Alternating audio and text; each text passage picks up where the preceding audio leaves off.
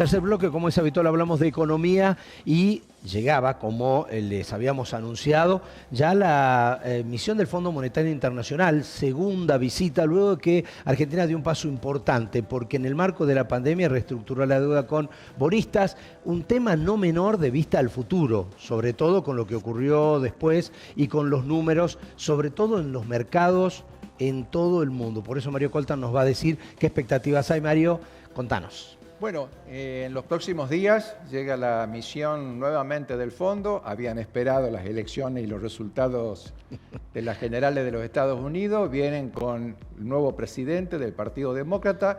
No creo que esto signifique ni en más ni en menos la decisión del fondo en relación a cómo mira a la Argentina, cómo mira al continente en general. Bien. Pero acá quería detenerme porque revisando la historia de los informes del fondo, que son los informes que muchas veces se tienen en cuenta para la elaboración de políticas que hay que acordar con esta institución, que hoy es el principal acreedor, un solo acreedor de 44.000 millones de dólares. Bien, como decía Marcelo, se renegoció deuda externa de legislación extranjera, deuda argentina de legislación argentina. Nos queda un acreedor, que es el fondo. En general vienen con un recetario, con una cantidad de indicaciones basada en expectativas que tiene el fondo sobre la economía argentina.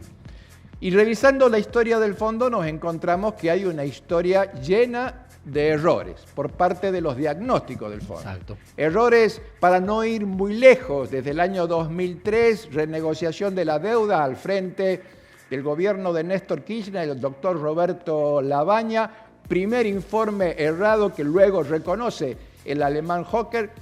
Luego vienen las proyecciones del propio Fondo Monetario Internacional cuando es el momento que el expresidente Mauricio Macri va a pedir el salvataje en el 2018 en relación a lo que serían las proyecciones económicas 2018-2019, en donde se esperaba una inflación del 23% anual y un dólar que no superaba los 48 pesos al final del periodo. Con estas expectativas, el expresidente Macri llega al acuerdo y el préstamo más importante de la historia del fondo a un solo deudor, a un solo país. Se fue todo. Todos esos números, todas esas expectativas, todas esas proyecciones fueron erradas. Los números ustedes lo conocen. Inflación del 53%, dólar en 60 pesos. En definitiva, aquellos cálculos que sirvieron de base para estimar la proyección económica no se dieron.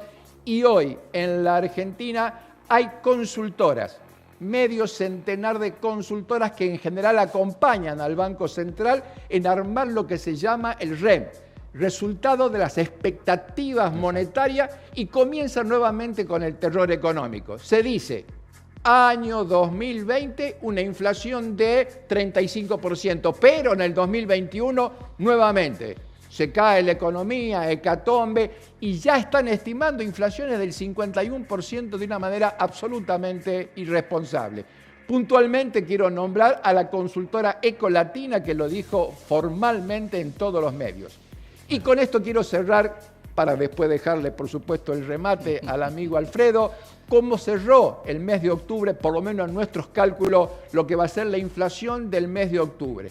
La inflación del mes de octubre va a cerrar con 3.2, 3.3, donde va a tener una incidencia muy importante el aumento en los alimentos, fundamentalmente, tema de preocupación que tendrá que atender el gobierno para los próximos meses, y una inflación proyectada para el año 2020 que no va a ser superior al 35% contra lo que las propias consultoras proyectaban, que iba a estar 45 puntos. En definitiva, si uno compara expectativas con realidades, lo que tenemos que decir es que en economía, que no es una ciencia exacta y es una ciencia social, la política y las decisiones de un gobierno inciden en la realidad.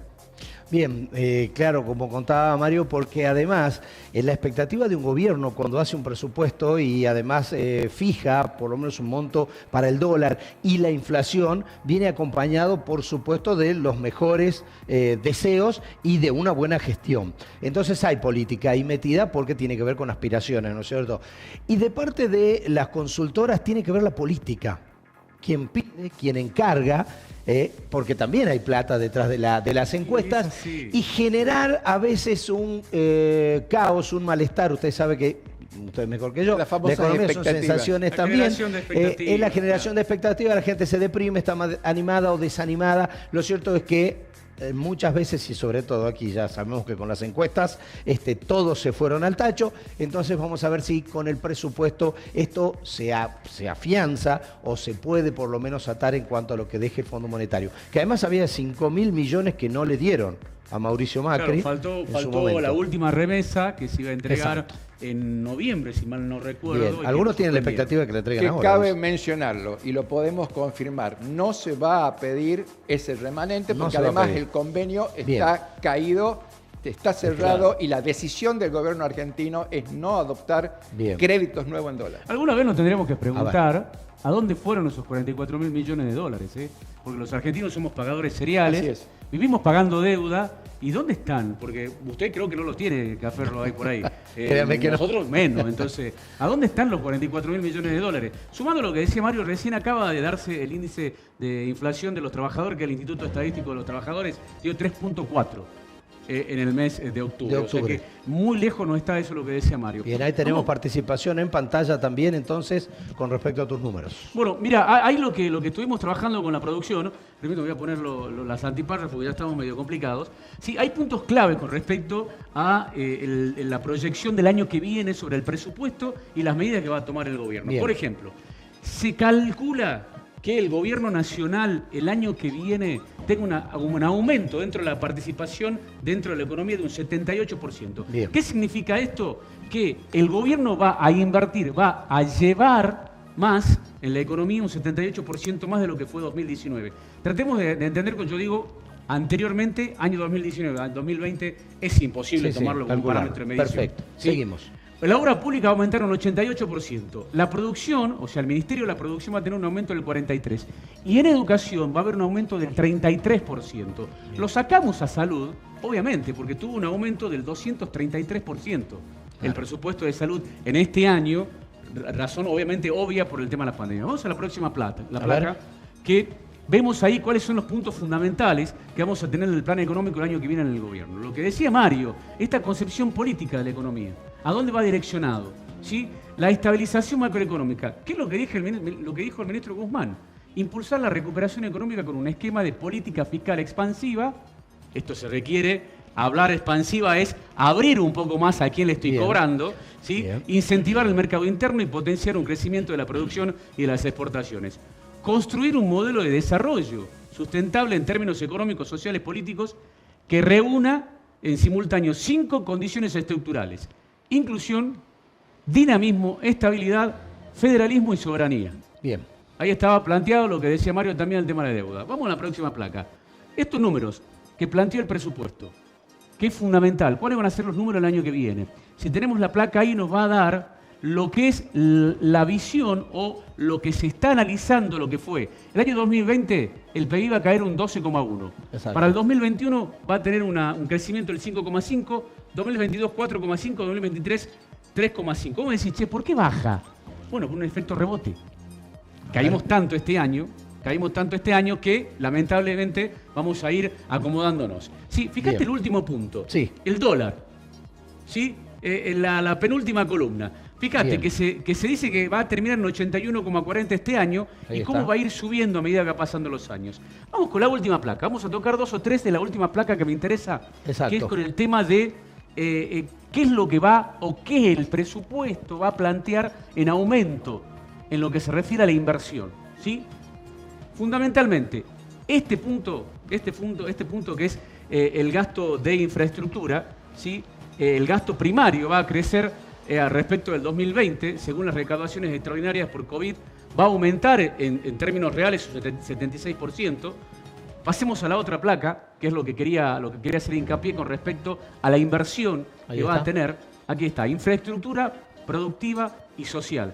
Fíjate ahí lo que se va a elevar, lo que se va a aumentar en la inversión. 835.000 millones de pesos se va a aumentar un 0,2% del PBI, más en infraestructura. Esto es fundamental, Marcelo, porque la infraestructura vos lo que te garantiza es mano de obra. Lo que te garantiza es crecimiento dentro de lo que son las dinamismos, la dinámica en la economía. Por eso, el presupuesto lo que está marcando es un aumento del gasto, pero en producción. Es fundamental. Muchas gracias. Tanto lo que dijo Mario Coltan como lo que dijo Alfredo Gracia forma parte, primero, de la estadística, de lo que usted puede buscar en los libros, de lo que es la historia, de la suma, de lo que se dijo en cuanto a expectativa y lo que se cumplió, y después los números oficiales que están en el presupuesto, porque siempre aquí nosotros aclaramos que no inventamos números, no inventamos cifras, sino que nos llevamos por lo que marca justamente la realidad de ellos. Ya volvemos.